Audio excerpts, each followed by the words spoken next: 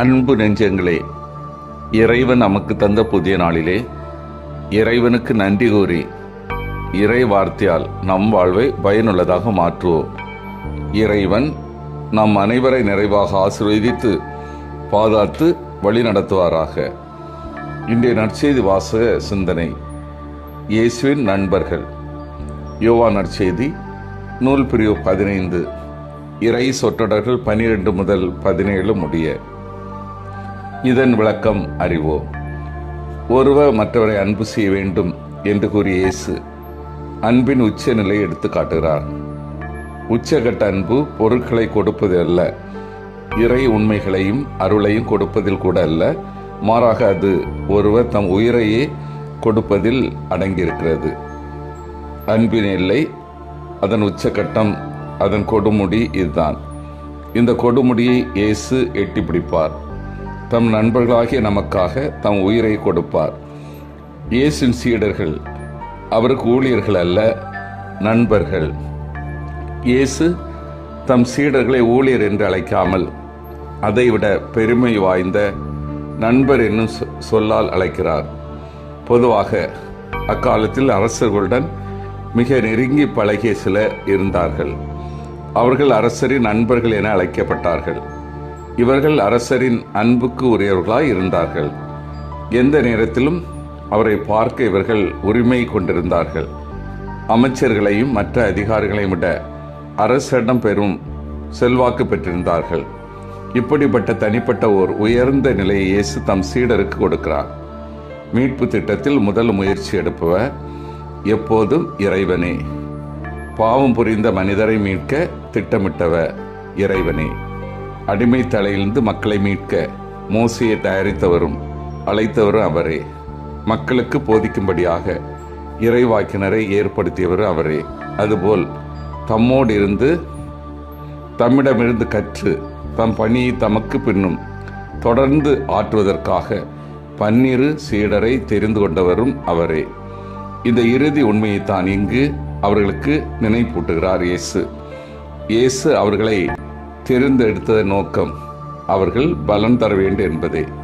அவர்கள் கனிதரும் கொடிகளாய் இருக்க வேண்டும். தம் வாழ்வின் மூலம் நிறைந்த கனிகளை தர வேண்டும்.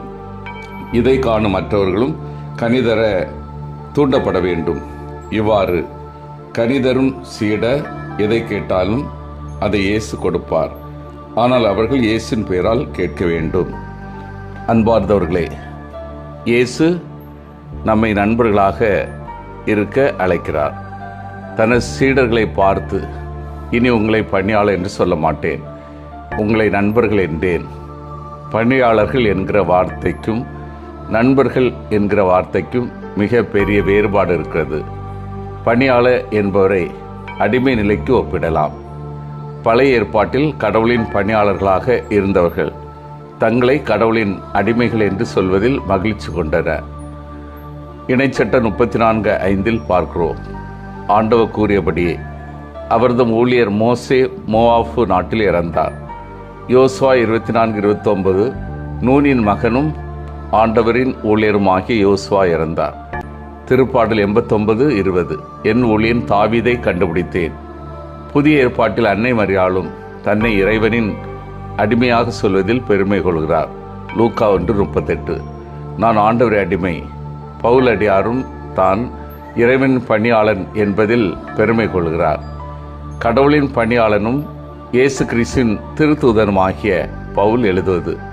ஆக இயேசுக்கு முன்னால் பணியாளன் என்றிருந்த நிலையை இயேசு மாற்றி கடவுளோடு இன்னும் அதிக நெருக்கத்தை ஏற்படுத்துகிறார். எனவே சீடர்கள் நண்பர்கள் என்று அழைக்கிறார். கடவுள் நம்மோடு நெருங்கி வருவதற்கு, நம்மை தனது அன்பு பிள்ளையாக ஏற்று வாழ்வதற்கு அழைப்பு விடுக்கிறார். இந்த அழைப்பினை ஏற்று நாம் அனைவரும் கடவுளோடு நெருங்கி வருவோம். நாம் தகுதியற்றவர்கள் என்றாலும் நம்மை தகுதியுள்ளவராக்கும் கடவுளின் அன்பில் நாம் இணைவோம். சிந்தித்து தியானித்து செயல்படுவோம். பிற அன்பு பணிகளை ஆர்வமாக நான் செய்கின்றேனா? தியாகம் நிறைந்த அன்பு என்னிடம் உள்ளதா? என் வாழ்வு பலருக்கு பயனை வழங்குகின்றதா? மன்றாடுவோமாக. வல்லமை மிக்க இறைவா, நாங்கள் அனைவரும் பிற அன்பு பணிகளை ஆர்வமாக செய்யவும் தியாக நிறைந்த அன்பு எங்களிடம் காணப்படவும் எங்கள் வாழ்வு பலருக்கு பயனை வழங்கவும் உதவி செய்யும். ஆமீன்.